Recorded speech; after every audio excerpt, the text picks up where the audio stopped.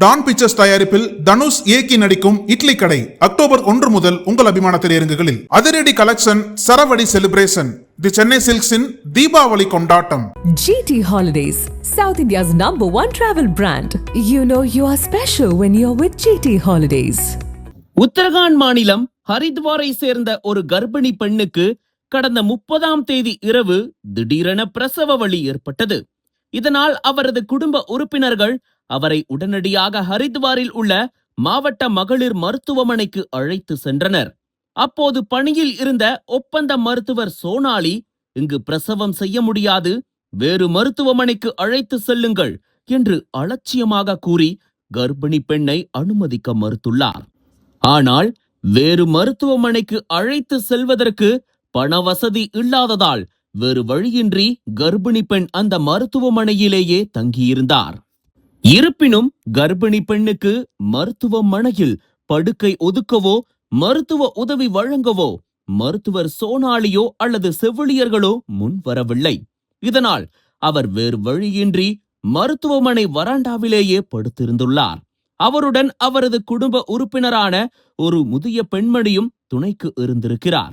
நள்ளிரவு 12 மணிக்கு மேல் திடீரென பிரசவ வலி அதிகமாக அவர் தரையில் கிடந்து துடித்தார். அப்போது மருத்துவமனை தரப்பில் இருந்து யாரும் உதவிக்கு வரவில்லை.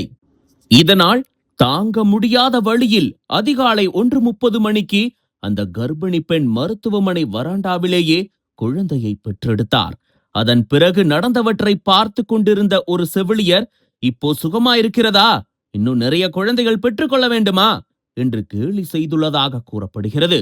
இதை அங்கிருந்த ஒருவர் வீடியோவாக பதிவு செய்து சமூக வலைதளங்களில் வெளியிட்டார்.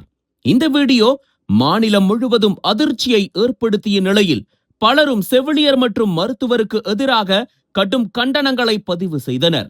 மேலும் இந்த விவகாரத்தை கையில் எடுத்த எதிர்க்கட்சிகள் மாநிலத்தின் மருத்துவ கட்டமைப்பு குறித்து கேள்வி எழுப்பினர்.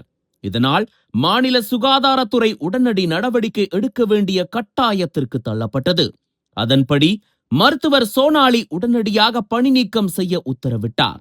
அத்துடன் பணியில் இருந்த 2 செவிலியர்களுக்கு விளக்கம் கேட்டு நோட்டீஸ் அனுப்பப்பட்டுள்ளது. அதே சமயம் சம்பவம் குறித்து விசாரிக்க ஒரு குழு அமைக்கப்பட்டுள்ளது. விசாரணையின் அடிப்படையில் சம்பந்தப்பட்டவர்கள் மீது கடும் நடவடிக்கை எடுக்கப்படும் என்று முதன்மை மருத்துவ அதிகாரி RK சிங் தெரிவித்துள்ளார். இந்த சம்பவம் வெறும் மருத்துவ அலட்சியத்தின் உதாரணம் மட்டுமல்ல, உணர்வற்ற தன்மையையும் பொது அமைப்பு முறையில் உள்ள தோல்வியையும் பிரதிபலிக்கிறது. சில ஊழியர்கள் மீது நடவடிக்கை எடுக்கப்பட்டிருந்தாலும் பரந்த அளவிலான சீர்திருத்தங்கள் தேவை. முறையான பயிற்சி மற்றும் கடுமையான கண்காணிப்பு ஆகியவற்றை முறைப்படுத்த வேண்டும். வசதி படைத்தவர்கள் நோய்வாய்ப்பட்டால் உடனே தனியார் மருத்துவமனைக்கு சென்று உயர்தர சிகிச்சை பெற்றுக் கொள்வார்கள். ஆனால் ஏழை எளிய மக்களிடம் அவ்வளவு பணம் இல்லாததால் அவர்களின் ஒரே நம்பிக்கையாகவும் கடைசி நம்பிக்கையாகவும் அரசு மருத்துவமனைகள் மட்டுமே உள்ளன. அப்படி இருக்கும்போது அரசு மருத்துவமனைகளில் இதுபோன்ற அலட்சிய போக்கு நிலவுவது மக்கள் மத்தியில் அதிருப்தியை ஏற்படுத்தியிருக்கிறது. அதனால் அரசு உடனடியாக இதில் தலையிட்டு இனி இதுபோன்ற தவறுகள் நடக்காதவாறு பார்த்து கொள்ள வேண்டும் என்று சமூக ஆர்வலர்கள் வலியுறுத்தியுள்ளனர். அனல் பறக்கும் செய்திகளை அப்டேட் செய்து கொள்ள நக்கீரன் களத்தை இப்பவே சப்ஸ்கிரைப் பண்ணுங்க.